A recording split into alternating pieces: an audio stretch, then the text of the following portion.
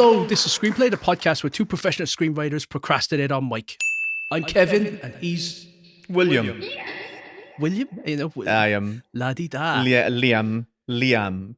William. Sir William Anthony Collins. 22 times. I've been listening to an Irish podcast, learning Irish, refamiliarizing myself with stuff. And just as you said that, I was like, what's your name again in Irish? Do you know? I cannot remember. Well, take what I just said there, William, and take the second part of it. Ilium. Liam. Ilium. That's a very famous name. Ilium. And what's yours, Evan? I always hated my name in Irish, Cuivine. I like it. Anyway, I've been doing this Irish podcast, and the problem is that the guy is Ulster Irish. So the way that he's phrasing things, be like saying, William Glinye Ishke Ba. And I'm like, should that be Ishke Ba? Like whiskey is Ishke Ba, not Ishke Ba.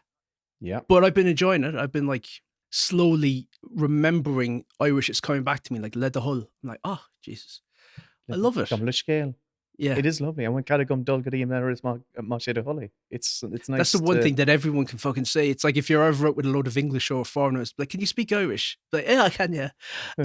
Teacher, may I go to the toilet, please? Yeah. But when you hear it, it's like, wow, what a lot of words. Yeah. Oh my God. To segue us into Traitors, we were being traitors to our Irish heritage by speaking Asperla in English. Just us, we've just betrayed ourselves and our national heritage. So the concept for this show is that we take something topical and we do a top 3 inspired by that. Because Traitors, the Irish series of Traitors, has just finished, the first season of it, which we both really, really liked. And the BBC Celebrity Series is just about to begin this week, which is amazing. You're the one who got me onto Traitors, the reality TV first season of the reality TV show when it first came out 3 or 4 years ago.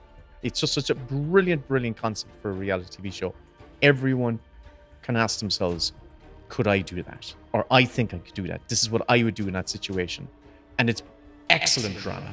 So we are going to hang all the people in our lives who have wronged us. And I was really struggling to get it down to 3. I always said, is Kevin going to ask me? I actually did. I said, is Kevin going to ask me, Will, have you ever been like properly betrayed? Have you ever fucking done it? Have you ever betrayed someone? Like, you know, me being the fool, I'd air it all.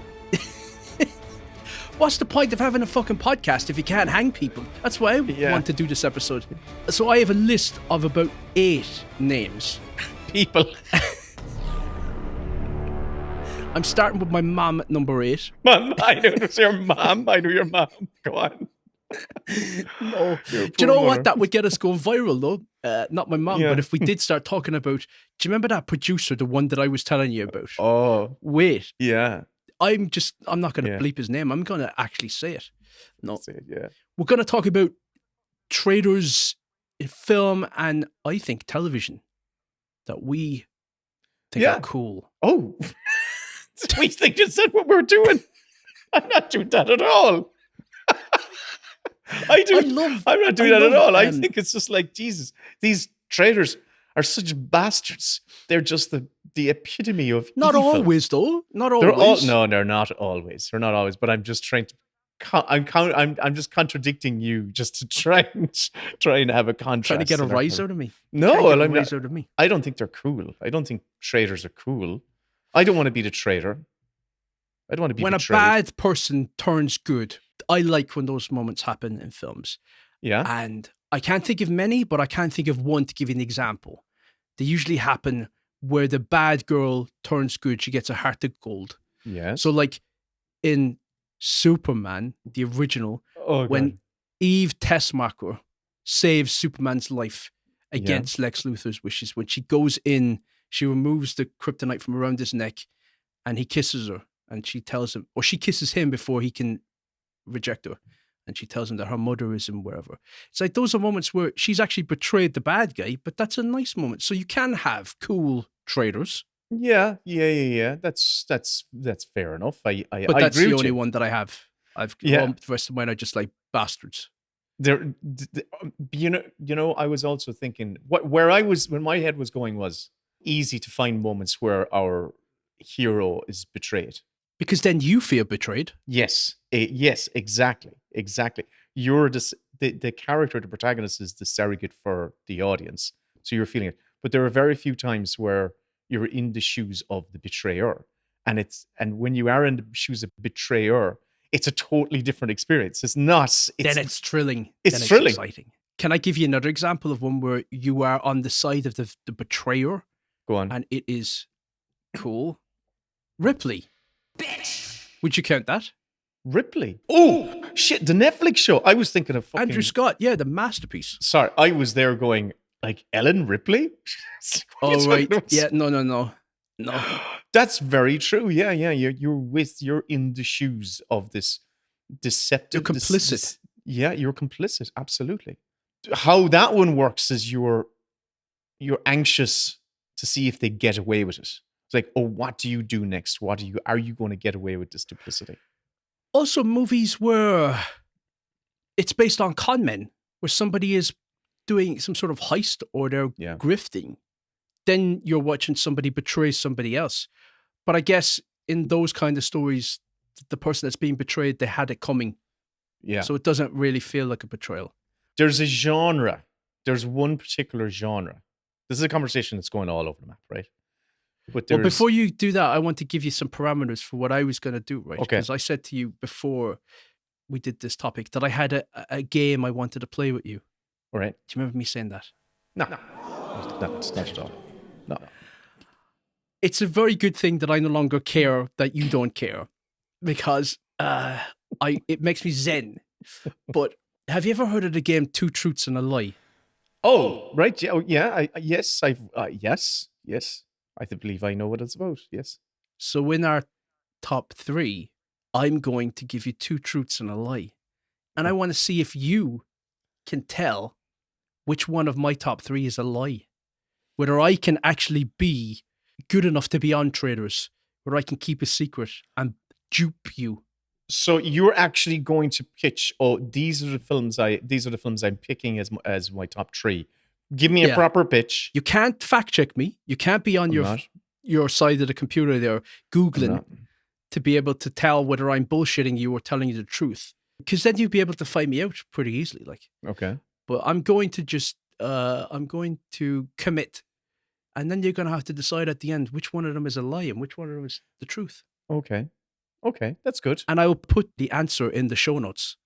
So if you want to play along at home, and you can look in the show notes, which one is the bullshit pick. And you don't have to look. You can just decide to play it from Will's perspective. But I think that would be... Are you going to reveal at the end? I'll reveal at the end, but as you're listening to it, as you're hearing me talk, good. If you want to look now and say, which one is he going to... This is good. I'm going to go along with this because I now have to...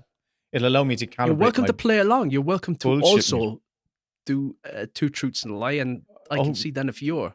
Listen, this is going to happen inherently anyway. You're just going to have to guess how much of what I say is complete and utter bullshit. Lie. So start with your lie, right? And let me know your lie. No, I'm not going to. Oh, you almost got me there. Where's your head at with this topic? My head, I genuinely, when I first started, there was one film that just... but it straight away popped to the top of my head, and I just went, oh, that's obviously going to be the top of everyone's list. So I'm just going to park that one because we'll probably have a conversation about it everywhere. But then I started to think, okay, what are these moments in cinema where the betrayal took me by surprise, but it hit me in the gut, And the first one that came to mind, is in from when I remember really getting into cinema. Well, the first one, but I really knew it was happening. I knew I suspected the betrayer. Okay, I'm going to tell you. Back. I'm going to. Oh, I didn't even hear what you said, but I'm going to cut you off and I'm going to take a guess here. Yeah. Are you going to say Indiana Jones in Temple of Doom when he turned bad? Oh, no, because that's kind of like... That'd be a good one. That'd be a good one. But that you're right. That was a horrible feeling. When Indy went bad, I hated that. Absolutely. But I thought you were going to say that because that was, like you said, when you first got into cinema, and you always talked about Temple of Doom being the film that... Yeah, but you're bringing it up now and I forgot about that. So that's a good... That's a good... The great thing is, well, is you can just change your mind. But he doesn't... But the thing about what happens in that one is that Indy is hypnotized or whatever. He's induced mind-altering blood to change his... So it's not Indy. You know what I mean? It's kind of like, and he gets... Yeah. He comes to his senses when Short Round burns him or whatever it is. I'm talking about when a character actively betrays our hero and you feel, oh shit, fuck you. And I saw this film in the cinema, but I remember feeling, fuck you. Can't believe you did that. You're such a cat. I hate you. Okay. I'm going to give you the star, right? I'm going to give you the star. Mel Gibson. I'm going to give you more information. It's 1995. Oh, it's Braveheart. It's Braveheart. Yeah. Your man Bruce turns him, doesn't show up on the battlefield when Mel Gibson thinks that he's turned all of the armies in Scotland and to join forces to charge under one banner against the crown. And I think it's in the Battle of Stirling or whatever it is. And he's there ready for the big charge. He's waving his flag, but the other, clan leaders just turn their backs on him. And he goes into battle knowing he's going to get the shit kicked out of him. And when he has this one kind of like a one-on-one encounter with one warrior, one knight on the battlefield. And when the helmet comes off, he sees that it's your man Bruce, the guy who he had confidence in, had faith in. And you really feel, because the music exists, it's really swelly James Hornery music where you feel, and Mel Gibson's lower lip is almost quivering like, I remember. Is that the last great Mel Gibson movie? Oh, golly. Well, Apocalypto. Well, he didn't star in Apocalypto, but Apocalypto is a pretty fucking good film. He was the Wildcat in that. What? Yeah, he was in costume. He was the Wildcat. I'm serious. What are you talking about? He was the Wildcat. And there's a scene in that where he's been chased by a panther or whatever it is, a jaguar. Yeah, that's right. And Mel Gibson was in costume as the cat. Meow, sugar tits. Serious? You can't look it up. But there were two. Once I actually started thinking about it, I just. Is that your number 3? No, it's not. No, it's just I'm just talking about that came into mind. That was one of the films that immediately came to mind. One of the moments of betrayal where I went, "Oh my god, that bastard, that bastard." But then I started thinking about it, and then I was like going, "Sure, there's whole genres where betrayal is codified into the actual genre itself. 2 in particular, which are kind of like they nest under kind of one larger banner." Well, one, of course, being the film noir. It's all about every film noir story there's some degree of betrayal, whether it's the femme fatale turning on the detective or someone somewhere has been betrayed, murders happened and whatever. But the other genre that I think appeals to me definitely an awful lot more, and maybe one or two of my picks probably might come from this genre, is any sort of gangster movie. Any gangster movie has betrayal. It has to, because they're all dubious characters. They live in a world where betrayal is part and parcel of what they do. They're betraying someone somewhere, shape, everywhere they go. I can talk about that a little bit later, because one of my picks. Although, no, I can talk about it right now. I can give you my number 3. But before I give you my number 3, yes, when you were saying that and you were talking about genres, I was thinking, but then again, it also happens as well in horror. What I was thinking about with this topic was moments where I felt like, oh, fuck, like what you were saying about Braveheart, but like going, that's such a horrible feeling of being fucked over. And one of them came at the very end of Invasion of the Body Snatchers, which I recommended to you way back when we did the Horror October on the last podcast, and it's the very, very final scene, and you've all seen the meme of Donald Sutherland pointing with his mouth agape, but it's that feeling of you can't really say that you've been betrayed, but it's that you no longer have any allies. And Veronica Cartwright in that didn't know how the script was going to end, so it was similar to what they did with Alien, where the surprise was caught on camera, and she didn't know that Donald Sutherland was going to point and scream, and so essentially she became the last survivor. And when she thought she had an ally, she realized, oh no, you're fucked. You better run. So that's the feeling that I have zoned in on from my picks. It just came to me when you were talking about that. I thought that was a moment to feel like, oh God. But have you ever genuinely been wronged or been betrayed? Yeah. I've got one that I can tell you about. Yeah, but I've had them, but I don't really want to share them, when I air my dirty laundry in public in that way. But I'm quite happy for you to do so. I'm all ears, Kevin. So when I was working in the video shop in Extravision, I've been there for 5 years. I had about 3 weeks, maybe 4 weeks to go. And I'd been saving up all my holiday pay, and I was about to head off backpacking. And I'd helped the new manager who'd come in. I'd helped them get the lay of the land, help them out. Like, I'd done double shifts and stuff like that, and I'd taken on extra shifts. And I'd basically been a pretty excellent staff member for them, because they were getting to grips with the shop and they weren't 100% sure what was going on. And I was like, it's grand, and it's this and it's that.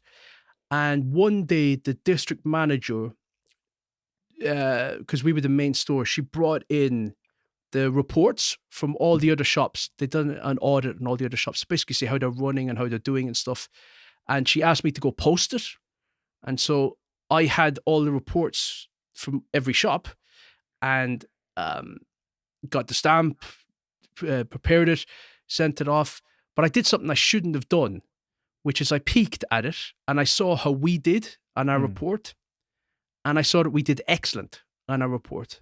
Yeah. And so I was like, excellent, we've done excellent. Posted it off. And then I told the manager, I said to her, just between us now, because I'm leaving in a couple of weeks, but you've nothing to worry about. The reports, I caught a peek of the reports and we're doing fantastic. So it's across the board, everything is going well. And she's like, oh my God, that's such a relief. That's brilliant. Then about 2 days later, I got a phone call from one of the disciplinary people at the company to say that they'd been told that I had gone through the mail of the district manager. Oh. And I had to turn up at some sort of disciplinary thing after work at 7 o'clock. Uh-huh. And I said, do you know what? No, I'm not going. I'm leaving in 3 weeks. But they cancelled all my holiday pay. And so I had about €800 holiday pay and I lost it all. Oh. And I went back into work and I fucked that manager out of it. I fucked them out of it. And that's where I felt completely and utterly betrayed. And they did it for no good reason. Just to lick ass with the district manager when I was leaving in 3 weeks. And I think there was also a sense of her feeling betrayed that I was leaving because I was such a great staff member. But I just remember feeling there were times when I was traveling for that year and a half where I was running out of money and it would just keep coming back to me. It would be that fucking bastard. Why did they do that to me? Why did they do that? That money, I could badly use it now. So that's one moment where I felt really, really betrayed. And you've come across those people in life. They're out there, they saw an opportunity to make themselves look good by throwing me under the bus when I was trying to do them a favor. I was trying to give them some bit of solace and a bit of comfort and say, we're doing fantastic, by the way, so you've nothing to worry about. Because I was leaving. But yeah.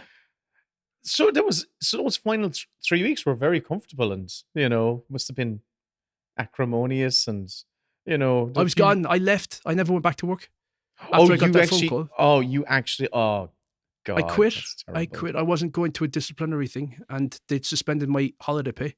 Oh, that's I couldn't go back to, I couldn't continue to work there after that.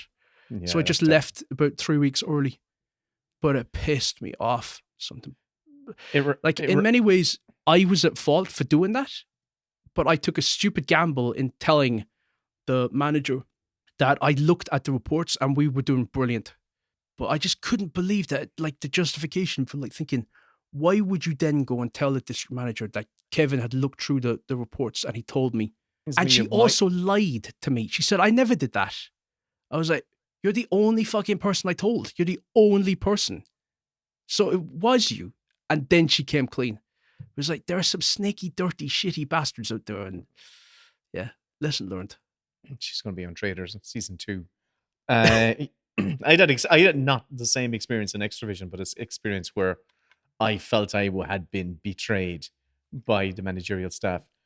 I loved the shop I worked in. It was in Mallow and Cork. I loved it. There was a great group of people who were working in the shop.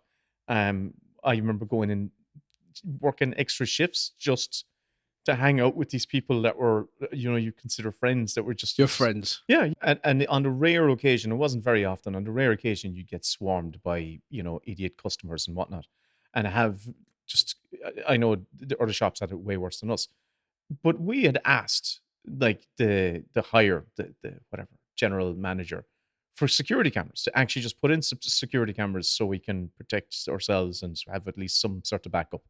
Our requests were completely denied. And I remember after one Christmas, we had put in a massive shift in that Christmas and, like doing gangbusters and whatnot. And after Christmas, the general manager, whoever he was, the area manager, came in and got all the staff in for a chat. I was thinking, okay, this is the time now where they're going to maybe address this, the cameras, And he said, okay, I'm here because I know some of you are stealing. And I was like, what the fuck? What the fuck? And like my jaw hit the floor. I was like, is this why you pulled us all in off? Like, I came from my own personal time in. And which one of you was stealing? Well, I was incredulous. Did I just jump the gun? Was there like I was incredulous, and a bunch of us were incredulous, and he started talking about putting in security cameras behind, in the stock room. And I was like, well, you put them in front of the house as well. Fine, put them back to put them in the front of the house as well if you're putting them in. And he was just, he wasn't entertaining that at all. I was just fuming. I was absolutely fuming. And now I would have had complete faith in all of my co-workers, all really decent people. But stealing what? Stealing money? Wait. Before Christmas, we had taken on some temporary staff over the Christmas holiday to help us, with the workload. And we had one particular lady, young girl, who came and joined staff. Sweet, sweet, butter wouldn't melt in her mouth girl. And it turned out that she had stolen a phone from... A phone? Like one of the... Nokia's. Yeah. And it turned out that it was her. And I didn't even, none of us had actually heard that a phone had been stolen. But obviously the manager who was doing... How did they find out? Well, obviously when she was doing her stock check, there was a phone was missing from, you do your stock check. But the fact that they so quickly turned it on the staff, I remember feeling like, hold on, are you sure? Are you, can we not? Yeah. It's not worse than being wronged. But it turned out that it was a member of staff actually had done it. So yeah, but you don't blame all the staff, like. Yeah.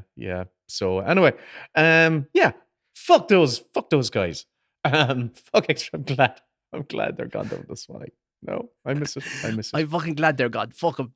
Yeah. Yeah, I've got other stories, but they're not fit for broadcast. They're stuff that I can tell you off, Mike. But we're recording. I forgot that we were recording, Kevin.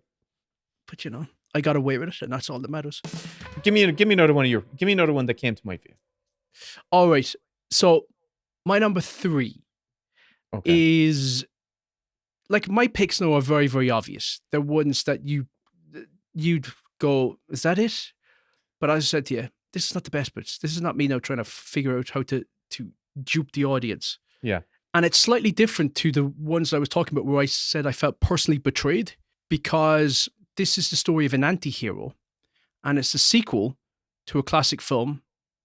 And it is, I guess, there are certain words if if you use them, you think of traitors. Judas, obviously. Mm. You know, if somebody called you a Judas, you'd know what they mean. But I also think that if somebody called you a Fredo, you'd know what they mean. Yeah, yeah. And so my number 3, it's almost like a double betrayal because Fredo betrays Al Pacino, but then Al Pacino betrays the family by killing Fredo. And it's like this tragedy that unfolds between the family. He has to kill a part of himself in order to become this antichrist, this head of the mafia family. It's a beautiful sequence, and it's dripping with tragedy right throughout it. And when I was thinking of moments where there are treacherous scenes and scenes of like betrayal, that is almost like the most poetic and the most lyrical and the most tragic of all of them. And it had to be mentioned, so I was going to mention it and put it there as my number 3. It's on my list, and I wasn't really sure where on my list I was going to have it. It was going to be one of my 3 as well. I think it's poignant. No, it's not poignant. It is tragic. It is poignant. Tragic. It is poignant. It's the tragedy of it for me is the fact that we've had 2 epic films which have spoke loudly about the importance of family and loyalty within the family and the values that have been set in stone by Vito Corleone, Marlon Brando in the first film, and that Michael then inherits in the second film. You understand the position of Fredo, being the oldest, being the one who should have stepped into the top of the organization.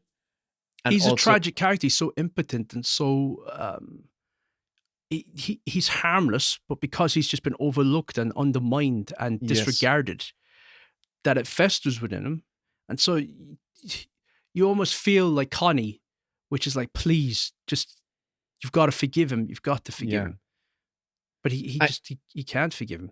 And the moment, because I went back and I did like revisit the various scenes where you see Michael putting the pieces together, like when they go to Cuba, he knows that whoever met such and such a guy is the person who actually did it, and he sees Fredo being introduced to such and such a guy, and Fredo's going, "Oh, who are you? Nice to meet you for the first time."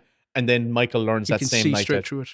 It's like, "Oh, you guys are best buddies. You guys actually you've been here before. Oh my God, this is fucking hell. It's you. Oh my God, it's horrible. It's horrible."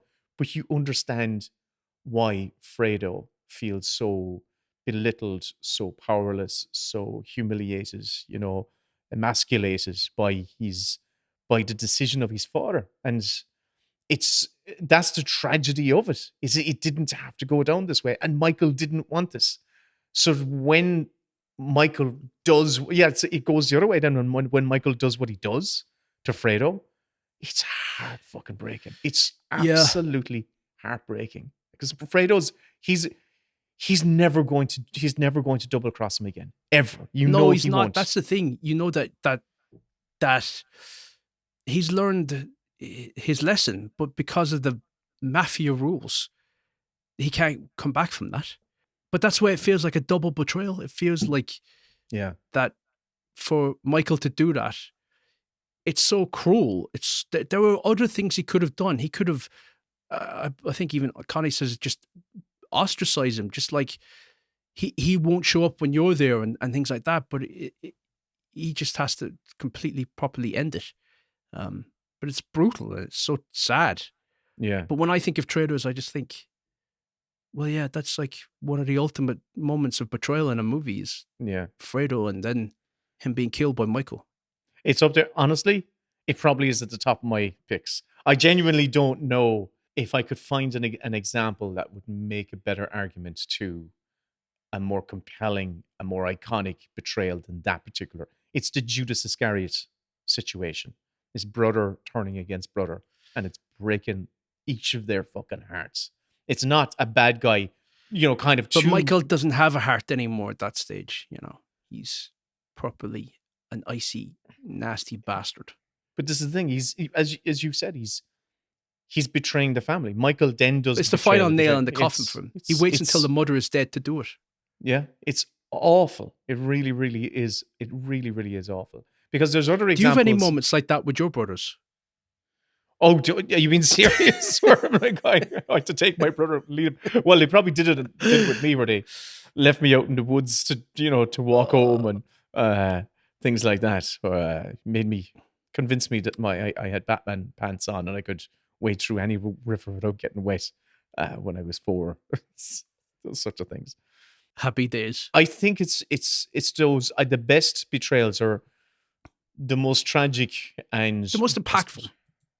most impactful ones are the ones where you feel you have an ally. You feel there is loyalty, and when that loyalty is undermined and thrown out, those are the most impactful ones, definitely. And there are very few. There's one actually. It's I suppose it's a crime movie, but the one in The Departed is really good. The one where off the roof. So my number 2 is Infernal Affairs, which I've not seen yet. Okay. But do you want to give me your number 3 first, or will I just go straight into my number 2, which Infernal Affairs? I'm trying to think now what will be my number 3, because my top 3 are all over the shop. They really are. Okay, Godfather Part 2 is one of them, right? I also, do you want to know another one that I actually a betrayal I relate to, right? Okay. Is Cypher's betrayal in The Matrix. Okay. I really relate to why Cypher betrays. That's one of the. That's one of the. It was on my list because they dedicate an awful lot of time in that film, or what it feels like an awful lot of time, to justifying the betrayal that Cypher does. So you understand his reasoning for doing it. The fact that why would you want to unplug from, at this stage now, it was the pinnacle of society, the late 90s. It before September 11th, before Trump, before Brexit, before everything, the far right took over and everything got really, really shit. Like the 90s, the late 90s was a genuinely glorious time. The golden age. It felt hopeful. It felt like every year the world was improving. It felt like, genuinely, like for me, it felt like the future was so bright that we were going to benefit from the reasonable rulers that we had in government, and world's problems. So for Cypher, it feels like world problems left and right were being fixed. So sorry, just like adding on top of that, it felt like the world was being put to right. Definitely, you know. So so when Cypher, as to step on what you're saying, is when Cypher, it's your pick, but I was just going to say that it was on my list because they spend so much time letting Cypher justify why he's betraying them, even though what he does is fucking fucked. He's killing Neo and he's killing the heroes in the story. But you do understand that it's like, yeah, I'd like to just live in that cocoon, that little bubble. Yeah, like and give me the reality. Be fine. When you are presented with the reality, and the reality is we are eking out rebellion and survival in the caverns of this world, and we have to drink slop, and it's pretty horrific. It's sweaty and oily and greasy. Versus you can plug yourself in and get a sweet deal where you can have a pretty excellent life. All you have to do is just kind of just betray your friends. I couldn't do it. I genuinely couldn't do it. I get really intense secondhand cringe when people are like bad stand-up comedians or people are on those talent shows and they can't sing. I don't enjoy it. I don't get any like visceral thrill out of someone being really bad and them not knowing it. It makes me come out in hives. And I wouldn't be able to live with betraying somebody else, no matter what the benefit was. I would never get to enjoy it. It would eat away at me. And it's not to say I'm some sort of like saint or anything, but I do think that, knowing myself, for selfish reasons, I wouldn't do it because I just would never be able to enjoy it. I'd never, unless maybe in that, does Cypher have his memories wiped at the end of it? Does he not remember that he betrayed them? Yeah, I think he gets his memories wiped. I think then he's I going do in. it. He's going Then I do it. Fine. I think it's even in that scene. What I really really appreciate about the scene is his monologue. His Cypher's monologue where he's eating a steak. The steak. And there's something the texture of the steak, how he describes the steak, makes it sells his point of view. And I totally get it. I totally get it. But it's to the detriment of our heroes who are trying to save humanity or unplug humanity, who when they are unplugged are all probably going to be screaming, "Put the fucking needle back in my skull, please. Put me back in the bubble. I want to be a human battery and live my happy life again, please." Is that your number 3? I'm going to make it my number 3. Oh, okay. Are you doing the two truths and a lie, or are you just... No, I'm not. This is you. So, yeah, that's my number 3. It doesn't want to play, ladies and gentlemen. It's just The Godfather Part 2 is my number 2. So that's what I'm going to go with that one. And I'm going to have to find my number 1. Oh, so you're just co-opting my list. You're just stealing from me. No, Godfather Part 2 was on my list, was in my top 3. That was like the one so where why I was like, didn't you locked wait in. for me? Because I didn't know where I was going to put it in my list. You're full of shit. You are betraying the podcast. You're betraying the listeners right now. But this is a difficult one, and I now don't know what I'm doing. But now you've thrown me all off, you see. Because I don't know if you're telling me the truth or you're telling me a lie. Well, you'll have to wait to the end to find out. Okay. Go on, take it away, Hans Gruber. There's one other I want to mention. Well, Infernal Affairs, as I said, was my number 2, but there's one other I want to mention, which is we didn't really talk too much about TV, but I think one of the great, and this is one of the huge benefits of TV, is that you can spend a lot longer with characters. But Jaime Lannister in Game of Thrones, how he went from a real, like he is you think of the very first episode of that show, where it ends with him pushing Bran out the window and paralyzing him, to where it takes that character to where he is a tragic hero. And there are times where he proves himself by aiding the North and becoming sort of aligned with Brienne of Tarth and stuff. And they managed to make that character not just really complex, but they humanized him, and they made him one of the great characters in that show. And I just thought I'd mention that as well, because... And when you're bringing that up, immediately in my head, it brings up Breaking Bad as well, of course, where there's so much betrayal going on between, what's his name? And what's her face? Walter White.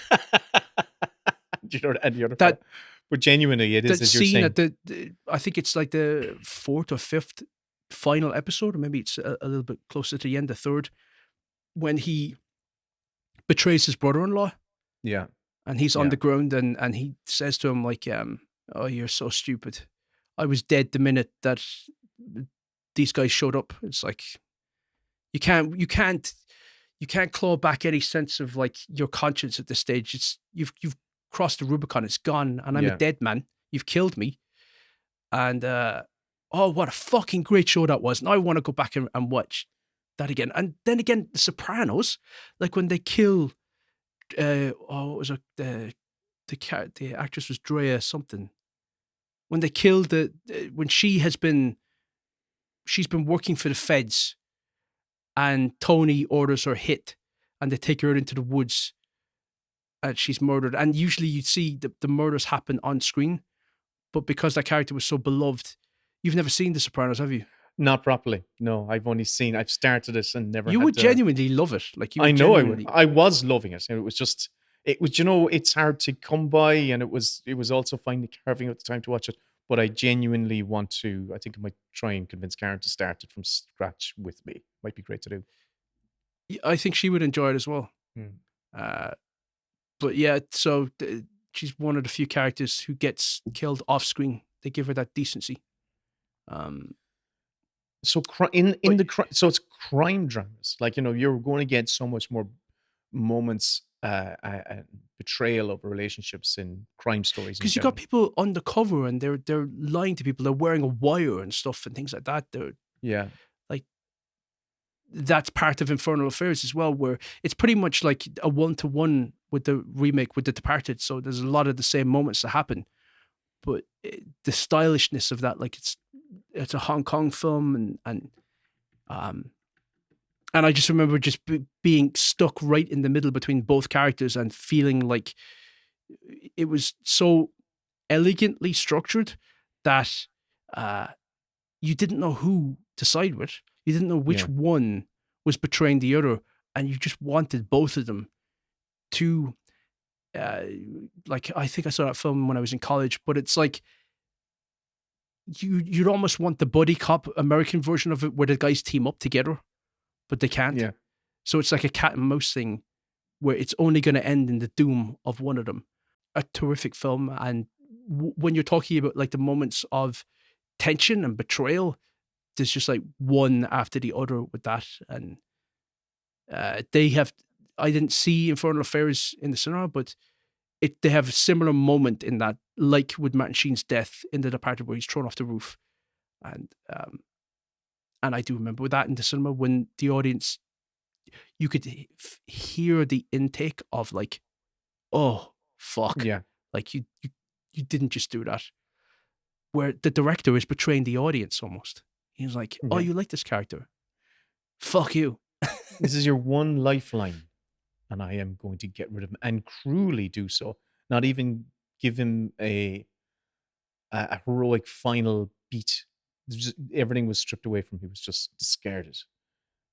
Yeah, and it's the same in Infernal Affairs. Like it's pretty much, there's a lot more humor. Like the Jack Nicholson character is a lot more bawdy and more over the top, cartoonish. He's like the Joker almost in The Departed, but the main beats are very, very similar. He felt funny. That's the line that'll always stick in my head. How he evolved that line. It's really, really good. That was ad-libbed, wasn't it? He came up with that. I remember, I don't know, maybe it was Matt Damon. I can't remember who it was. It was Ray Winstone, I think, was saying that he would just run and run and run. It was like 12 minutes would get added on. He would just keep going, and the depravity of the character, he would just how he would write it. He says, "Oh, but I shot her in the head," and you kind of take it another step forward and another step forward and and you end up with one line ultimately, which was there was an extra line. Oh no, it was Matt Damon was saying there was an extra moment where it was Matt Jack Nicholson. Yeah, Jack Nicholson said, or sorry, Matt Damon said that Jack Nicholson said, do you think I should fuck her again? Like when she was lying dead on the ground, it was something like that. And he was like, where does this guy come up with this stuff? Yeah. And he just kept adding to it. It was like, I think I should fuck her again. Like hold my gun or whatever. And they didn't use any of that in the film, but it was like, that was the stuff that Jack Nicholson just kept bringing to it. Yeah. It's really, really good. But you should watch Infernal Affairs. If you like The Departed, you should definitely watch that. And I do love it. I absolutely do love it. That's my number 2. It's a great pick. It's a great pick. I was thinking of Miller's Crossing. But Miller's Crossing, I knew that was going to come up as well for you. It's like there was certain films where I thought Miller's Crossing is going to get a mention, and I thought that Temple of Doom was going to get a mention. But you know what? I'm not picking Miller's Crossing either, because Miller's Crossing, the betrayal is kind of expected, and it doesn't feel. It's almost played for laughs at times. The way that the Coen Brothers. I'm talking. I didn't put Miller's Crossing in my top 3 because you don't have that sense of connection the same way as you do in the Godfather films, for instance. It's these characters feel so disloyal in their core that you expect them constantly to be turning on their own brothers and sisters and mothers, and there's no sense. So as a result, there's no real sense of tragedy. In actual fact, when we see a sense of decency, which comes from Gabriel Byrne's character in there, where he doesn't execute John Turturro's character out in the woods, it's more of a surprise. It's more like, oh, actually, that's the moment of betrayal that I actually really like. In that is when is that beautiful moment where he is taking John Turturro out into the woods. Turturro is pleading for his life, and Gabriel Byrne doesn't execute him. And that's almost like a reversal, where you're expecting characters to be killing each other left, right, and center, and he doesn't. He spares him. So he betrays his orders from his higher up to do the job, and he doesn't do it. And that comes back to bite him in the ass, ultimately. So maybe Miller's Crossing is definitely an honorable mention for me right now. So it's made its way back into my list. What are your other honorable mentions? Because I've got one that I could mention as another honorable one. Because I feel like we've rushed. We've gone right through. We're now at our number one picks. Yeah, we're somewhere in that neck of the woods, definitely. The other ones that came to mind, because they were all crime, an awful lot of crime movies were in my head. So, Heat, but I don't really like Heat. I'll actually say, I know. What's the betrayal in Heat? Where the dude Wayne Grow, the guy with the beard and the guy with the beard, that's such a small, like. It's not a big. That's why it wasn't. It didn't make my list. But and I know you're not a fan, but I love the books. In Harry Potter and the Prisoner of Azkaban. I'm just a big fan of J.K. Rowling. I just like. I know.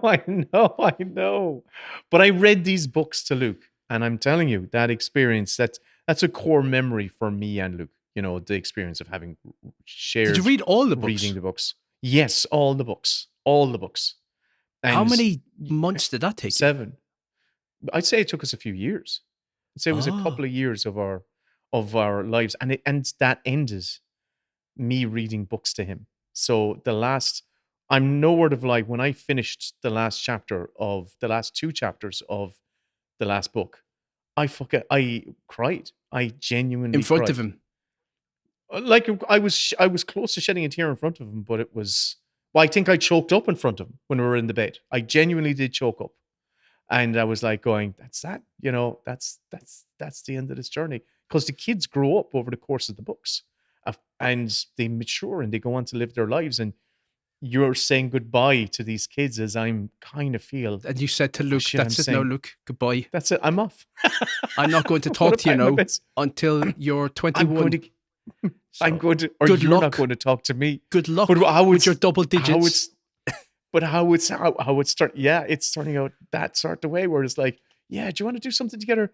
Nah, it's like I know you're not going to, Yeah, but isn't that and good? He loved isn't it like it's like one less to have to deal with? Like, go on, do whatever you want. I want them to be all emotionally dependent upon me. That sounds exhausting. You've got me. Exhausting. I'm emotionally dependent on you. But what I want to say is, whenever Will doesn't reply to a text message, I think to myself, I'm like, it's like the Poochie in The Simpsons. Where's Will? Every time Will's not around, I just keep asking, where's Will? Oh God. Yeah. Going to the betrayal, though.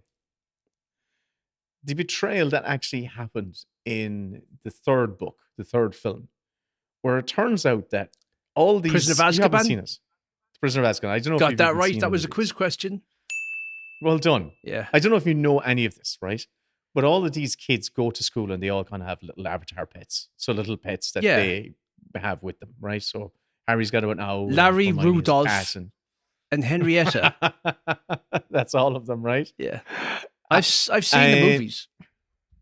Ron has this little rat, right? That and over the course of the books, Larry. There's Larry. Scabbers is the name of the rat, right? He has it the whole fucking time, right? And he's had it from like day one when he walked in. And his brothers had this bloody rat. So is that in the movies? That's not in the films, is it? Yeah, it's in. Oh, listen, it's a huge plot point, right? So this rat's been passed down.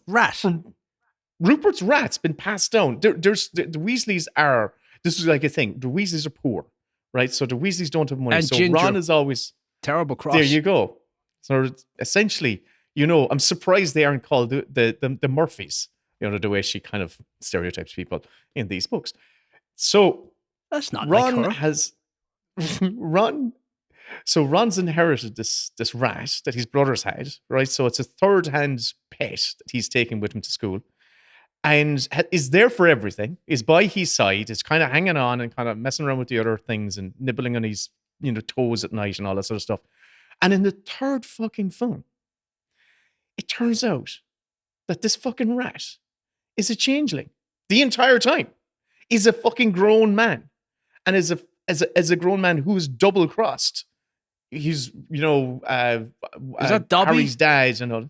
Not Dobby. He's double crossed like Harry's godfather and all this sort of stuff. He was in school the time of their parents, so he's been a rat for fucking years, going around sneaking around the place as a fucking Dirty rat. It's rat. like he's like the fucking Jimmy Savile of pets, right? Holy shit! So that wasn't in the books, was it?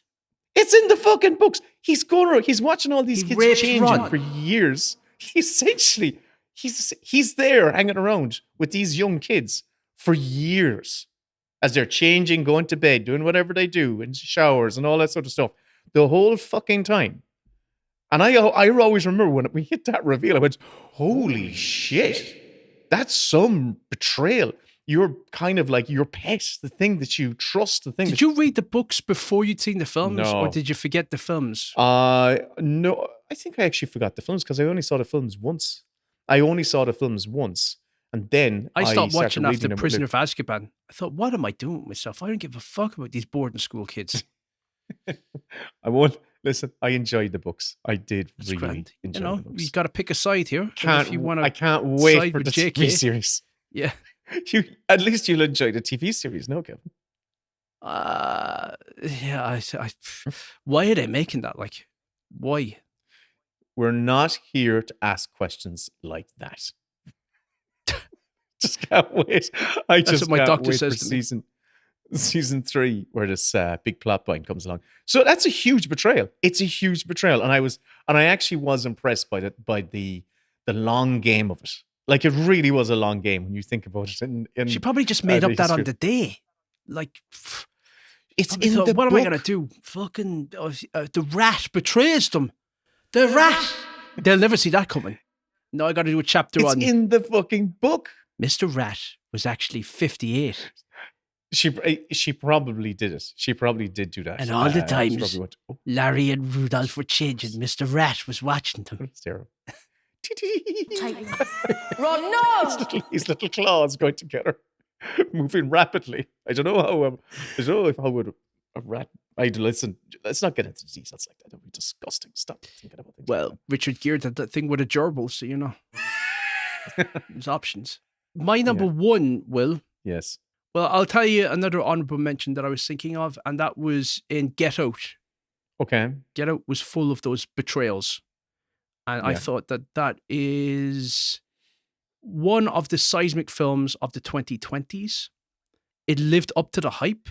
It established Jordan Peele. Like, it completely transformed his career. Like, he was a hilarious comedian with Key and Peele. And I know you've not watched the Key and Peele show, but you've seen some of the skits. I've seen clips. The sketches I've seen have been very good. Yeah. So nearly every sketch on Key and Peele was horror tinged. It was something like they would take something and they would add a kink to it that was kind of like horror related.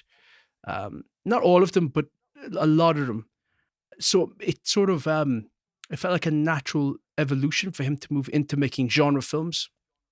But Get Out was such a fantastic film that it kind of killed off his career as a comedic actor and as sort of somebody that would work in the comedy space.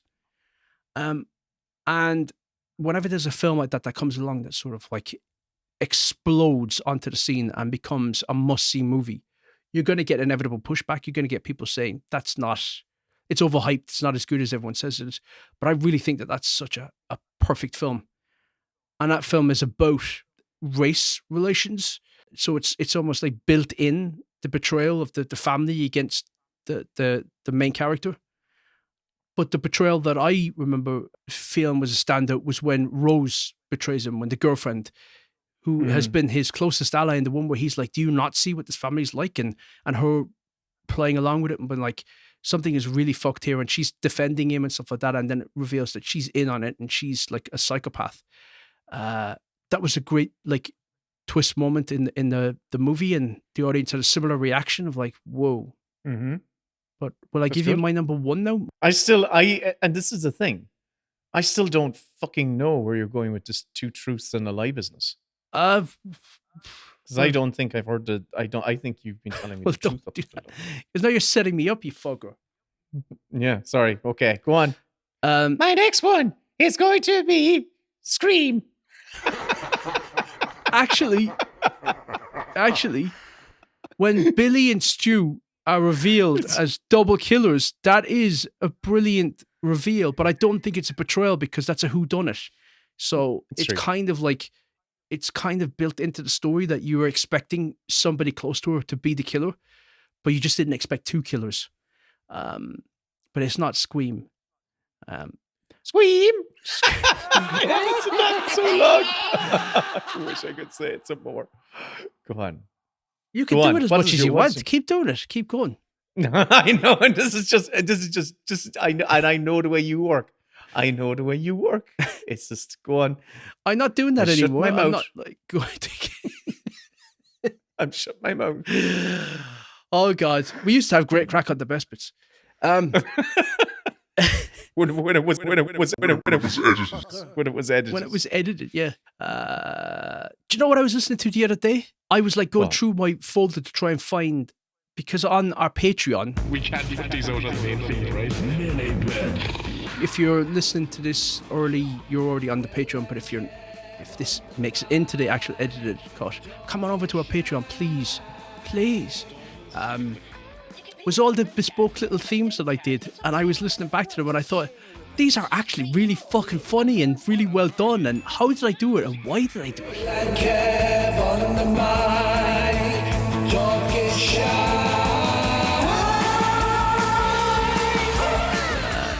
I was looking for like a sound effect to put into fuck you. Fuck you, you fucking cunt. I can't even compliment myself. You won't let me have anything. You sit there with your fucking BAFTA behind you and you're like smoking pig and shit. I know it's so easy to trip you up. I know exactly to do. It's funny when I say it is kicking your heels. It is me kicking your heels. You're happily skipping along. I just want to give you a fucking kick in the heels. Because I've nobody to talk to about this stuff. Like nobody gives a shit. I know. Like I know. even the people listening to this, they don't know what the fuck I'm talking about. But I'm like, on the best bits, I did about 50 of these bespoke little fucking theme tunes, jingles, and I was listening back to some, and I thought, I'm not embarrassed by these. These are actually great crack. Anyway, my number one is actually when Ash betrays Ripley in Alien. It was a moment in a movie that was all about these reveals.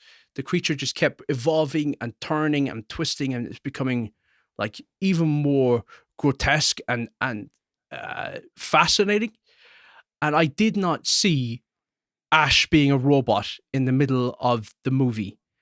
And when Yaphet Kotto was like going, Ash is a motherfucking robot, that was like an extra bit of sugar that they sprinkled on the cake that they didn't need, but it made the movie just feel even more special, heightened, and pointed. Like it was talking about the company, and that the real villain of the story, the one that had basically killed all these astronauts, I guess you'd call them, truckers in space, was the company. It wasn't the creature. The creature they were sabotaged, and they were set up to be incubators for this thing. And in a movie that's all about the alien out in space that none of us are going to get to deal with, and that's all sort of like the horror aspect of it. We are dealing with companies that will fuck over their employees and throw them to the wolves, and basically dox them to the district manager and tell them that he read the reports and he told me that we did great on it. And it's like, fuck you. Like, you will come across ashes in your life. They're soulless people, automatons with no heart, that are basically full of milk, especially in Ireland. They're called cows. And you can't trust them. And I thought, like, that movie, there are very few films where I can watch them for the umpteenth time and just enjoy them as a piece of art. It doesn't matter how many times I've seen Alien. It's such a perfect, beautiful, exquisite film.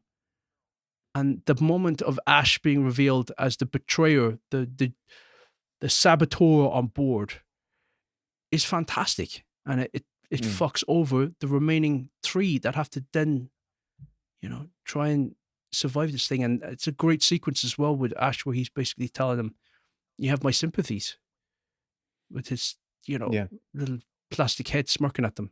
I know you have me confused, because what was your number 2 pick? My number 3 was Godfather. My number 2 was Infernal Affairs, and my number 1 was Ash with Alien. No, you're fucking lying to me, because they're all very good. Well, that's the whole point of the podcast. Yeah, but you said you have 2 truths and a lie. Yes. I don't believe that's a lie. I think that's a very good pick. Okay. Well, what is your number 1? Honorable mention before that, because I haven't Go brought for it up, it. and you just triggered from. But what do you think of my me number up 1? to Do you like bring it? up. That's a really good pick. Thank you. That's a really good pick, because I went into it. I probably had seen Aliens first. So did I. Before I saw Alien, definitely.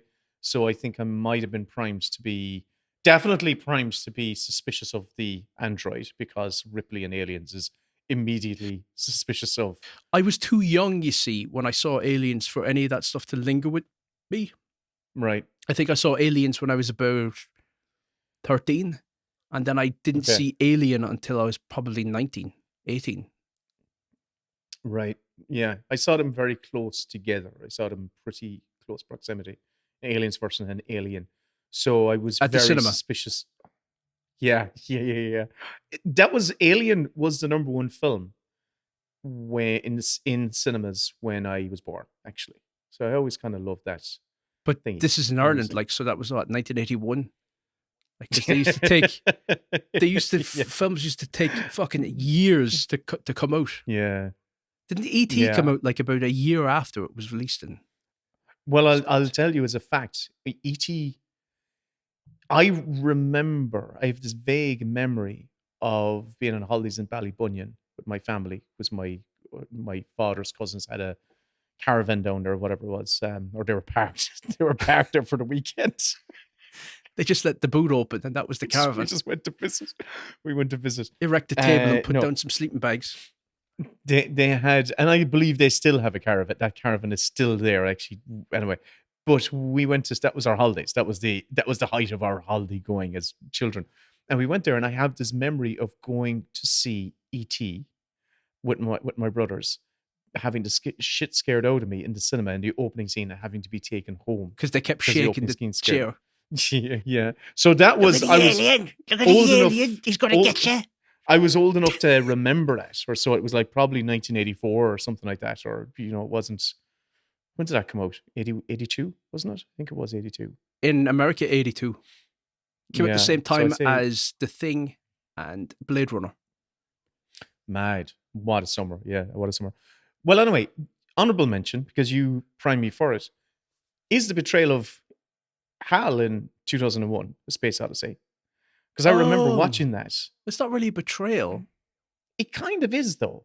It kind of is, because... When they unplug him. No, the opposite. When he starts to fucking kill them. I know. Yeah, okay, glad you know. I remember that as watching it as I saw it on TV. I remember watching it going, what is this mystery? And why the fuck is the alien turning? Why the fuck is the computer turning? AI. Can't trust it. There you go.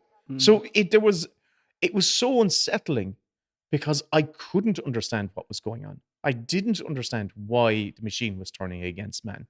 And it really, really stuck with me. So you just primed me for that one because... When did you... This was last week you watched this? Yeah, I saw this last week. Oh. When I was in my teens. I saw it and it was on TV when I was in my teens. But no, I think my number one, it's fairly obvious, but... I feel like you're the one doing the two truths and a lie. I feel like you're the one that is just like... You're plucking the stuff out of your fucking arse. It's like you don't even have a list. Well, I kind of am. Because I was going to put Godfather Part 2 at the top of my list. And no, you weren't. You didn't even remember. I was. You didn't even remember. I was. You're such a fucking liar. But you didn't even know Godfather 2 existed until I mentioned it on the pod. I didn't even know we were recording because I just walked by the computer and I saw you there on the monitor. I went, oh shit, Kevin. I was camming. I've got to make some coins somehow. Yeah, that's it, yeah. Yeah, so So Goodfellas, right? I feel Goodfellas spins on the first half of the film Who being betrays who in all about. Goodfellas?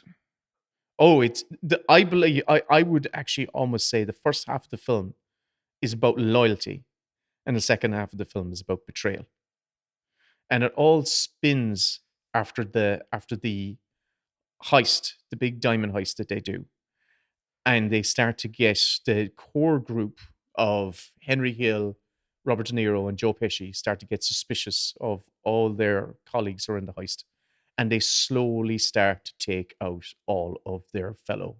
This is one of those examples of like, hang on a second. When you live in the world of crime, betrayal is part of that world. Yeah. It's going to get you at some stage. You're going What's to either that saying that they say? It's like if you live by the wolves, you die by the sword or something. Honor among wolves. You got it. Yeah. Bish bash boom, you got it, baby. Hey, walk it here. There's a real sense, but what Scorsese does is particularly in the beautiful musical montage where he's got that, I think is it that Lola, the piece of music from Lola, I can't remember now. Hey, but it's like that. Monkeys. It's a montage. It's the montage of like, Maury, the wig salesman. He and his wife, they're found like fucking in their station wagon. There's another guy found hanging up in a meat locker. Yeah. It's a really, really gruesome end for all of their allies and their colleagues. See, well, you have to watch The Sopranos because if you love Goodfellas, The Sopranos is almost like it's in the same world as The Sopranos or as Goodfellas. It's the same what you're talking about. That sequence from Goodfellas. That's kind of the tone of Sopranos for a lot of its bigger moments. You will have that juxtaposition. You'll have that, but it's beautifully written, beautifully acted. Like this is your homework. But I'd love to. I genuinely come here, but you're giving me 5 seasons. 5 seasons. What did they do? 20 episodes a season? No, 10. So 100 episodes. Okay, fair enough. I'll do it. I'll have them watched by the end of next week. But that whole second half of Goodfellas is just mired in one betrayal after the next, and each one hitting harder after the next. Like when Joe Pesci is betrayed by the family when they think Joe Pesci is going to be made. In actual fact, he gets a bullet in the back of his head. Jesus, you feel the betrayal that Robert De Niro feels and Henry Hill feels. You absolutely feel it. And it keeps going downwards and downwards where Henry Hill is feeling, I'm going to be betrayed. Yeah, the paranoia. He's seeing everyone. Yeah, paranoia. They feel the betrayal is just inherent and is about to happen. And he has to make the decision. When do I betray before I'm betrayed? And I think the second half of the film is all about betrayal. All about betrayal, coming home to roost. I adore it. I think it's fantastic. And that's my pick. It's, again, an easy, kind of obvious pick. But like this is just, as we have said, like this is only our 3rd official episode of this new podcast. We just want to have a reason to chat to each other and find like a topic. And because Traitors is starting up again this week, all celebrities. It's a show that I love. If you're in the UK, watch it. Also, the Irish version is going to be on BBC iPlayer in the UK. Watch that as well. If you enjoy the show, you'll get a kick out of it. It was really well produced. And yeah, the Irish one was excellent. Yeah. Oh, like the personalities of the cast it so well. Like the personalities of the players, really, really well done. And I'm looking forward to season 2. And it's the only reality TV show where I have seriously considered, even though I wouldn't do it, but seriously considered like doing that show. I would, of all the other reality shows that have ever been on air, Big Brother or whatever, a Survivor or Amazing Race or RuPaul's Drag Race, this is the only one where I thought I was genuinely sometimes thinking, I say things waiting for the reaction, it doesn't come, and it's like that's. I was genuinely just there going, yeah, RuPaul's Drag Race, yeah. In actual fact, yeah, you do have the pins for RuPaul's Drag Race. So, what would be my drag name? Yeah, Langer Dan. What? Langer Dan. Traitors is the only one where I thought like, oh fuck, I'd love to play that. I'd love to be on that show. Yeah. But as I've said to you many times, I wouldn't survive. Although, would I? Am I a good liar, Will? Okay, go on. Well, I lied to you. Genuinely, I lied to you. Did you lie to me? Yes, Which I one did you hate? I didn't hate it, but I've never seen Infernal Affairs. I don't know what that film is. Oh, wow, you bastards. Are you serious? I've never seen it. I don't know what goes on in that film. So I was just... Oh, wow. You got me. I don't even know who directed it. I don't even know who's in it. I decided not to do any research whatsoever because I thought, let's just see if I can bluff it as hard as I can. God. Very good. Genuine. And you said, it's basically like it's like the 1-to-1 of The Departed, actually. And I was just going, I have no idea what's in it. I was going to say that the Martin Sheen character gets killed by being drowned in a bucket, but I thought that if I say that, I'm going to start laughing. So I better not. I'm going to see if I can. And lucky for you, I haven't seen it either. But also, I was there going in my own head, how am I going to arrange my list now? Because I fucked it all up now. And I was kind of... But you know what I was doing as well? Is I was jumping all over the place deliberately to throw you off. So I would jump from that to talking about Game of Thrones to then talking about another honorable mention to then coming back to it so that you couldn't lock in. So I was deliberately zipping all over the place to provide cover for myself so that I'd be like, I don't know what goes on in Infernal Affairs. I don't know what happens in that film. But if I talk about Game of Thrones and then jump back to it, then me being a little bit wishy-washy, like I told you nothing about the film. I told you nothing. Oh my God. So yeah, you listen. So send in your application to the Traitors Ireland at tv3.ie, whatever it is. You need to get it in because... but now all our listeners know that you can't trust anything we say because we could just be making it up. Yeah. I've never seen Goodfellas, actually. Never. Not once. Not once seen it. I'm a big fan of Goodfellas. Like, the Hawaiian is my favorite. There you go. Very good. But you gave me homework last week. I haven't had a chance to watch it, or this was 2 weeks ago. I gave it to myself, as a matter of fact. What did I give you as homework? To. You didn't give me homework, but I applied it to myself. I want to watch Quiz Show again. Right. I watched Clueless. And you... from the first episode, Back to School. Oh, you had seen it before, haven't you? I've seen Clueless before, but I wanted to revisit it. So I watched it. How was this? It was very funny, very smart, very bouncy. It's like those films just don't happen anymore. Like I was trying to think. Well, I guess like they did Freakier Friday just recently, but that to me looked like a Disney Plus thing. And I was just imagining Clueless being made today. It would probably look like a Disney Plus movie. It just would not have the oomph behind it. Surprised there actually hasn't been a whole raft of reboots. I know there was a TV show, but a raft of reboots. The TV show had some of the casting as well. It had the guy from Scrubs, the black guy. TV show was okay. I remember watching it, and I know. And it had the black girl and the redheaded girl. It was pretty good. It felt more like Scrubs, as a matter of fact. I remember it being on, but I can't remember anything about the show other than that they had some of the cast from the movie. But yeah. Oh well. Oh, very good, very good. But I will attempt to start. I will watch The Sopranos. I have to watch it before I die, and I know I like it. So it's just something that you've got it to look forward to. It's not homework. It's something that, you know, as we're coming up to Christmas, it'd be something to ease into that and to get to the point where you're at season 5 to watch at Christmas time, because you will genuinely really enjoy it. But so that's this episode. Looking forward to Traitors this week. Yeah. When's it start? Sunday? Wednesday. Oh, really? This comes out on Monday. It starts on Wednesday. And there's 9 episodes, I think. Okay. So it's going to be 2 days, Wednesday, Thursday, and then next Wednesday, Thursday. Okay. I'm wondering who they're going to pick for the Traitors. My hunch is that they'll pick Charlotte Church because she was the voice of an angel. I think they might pick Celia Embry as another traitor. And one of the other people. I don't think they'll pick Stephen Fry. I don't think they'll pick Alan Carr. They might pick Claire. Is it Claire Balding? She might be a good traitor. Yes. You basically want people of authority, intelligence, even keeled, who can make good liars, cool under pressure.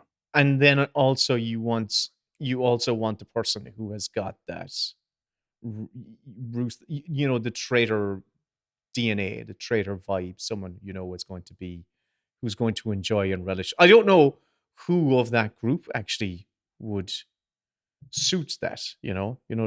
Someone who is a bit traitory, I suppose. Maybe I should put in for it. You've completely made me rethink myself. I thought like if I ever did Traitors, I wouldn't last the ride to the castle. But now I'm thinking. But then you again, pulled one over on me there. You definitely did. But you're very easy to cajole and to confuse. What? All right. You're looking well, by the way. What have you been doing to yourself? Bitch. Fuck you. Bitch. That's a compliment. I don't pay him enough. Oh, God. Anyway, come here. That was good. Thanks for listening, everybody. Please come over to our Patreon if you want to get more bonus content from us. And also, please rate and review the podcast. One of the downsides about starting a new podcast is that the people that are currently listening to us, they're not new people. They're people that have come over from the old podcast. I would guess, anyway, just based on the fact that we don't have a social media presence and we're not sort of like advertising the podcast or whatever. And the downside of that is that people that have already listened to us and have already written reviews for us or rated us in the past, they've kind of like dropped the ball on this new one. They're not doing it for this new show. So therefore, the algorithm just thinks that there is no new podcast from us. But if you want to help us out, the best way that you can help us out, if you don't want to become a patron, is just write a review on whatever app you use or just rate the podcast. Yeah. It's all about like trying to let people know that there is a podcast out there from us too. And look, there are so many American fucking podcasts, so many American-centric podcasts. We're two Irish guys. We're unique in that space. There are no other Irish people podcasting at all. None of them. We're the only two. So help us out. We're actually professional screenwriters. I know it doesn't sound like it, but we actually are. Almost 40 years of experience between the both of us. This is crazy. This is actually insane. Yeah. But yeah, not far off it. So please come and support us. It never really factors into the show, though. It's usually us just doing the opposite. Like we're trying to take the piss. We're avoiding talking about work. That's why I said the blurb for the podcast is two professional screenwriters procrastinate on mic. This is all about decompression. That's what I call it. All right, so I'm going to spin the wheel, and don't. It's gone. It's gone. Thanks for listening. I enjoyed it. Looking forward to listening back to it, Kevin. Me too. You're going to edit it. I am. Not. Me neither. Fuck it. They get what they get. All right, good luck.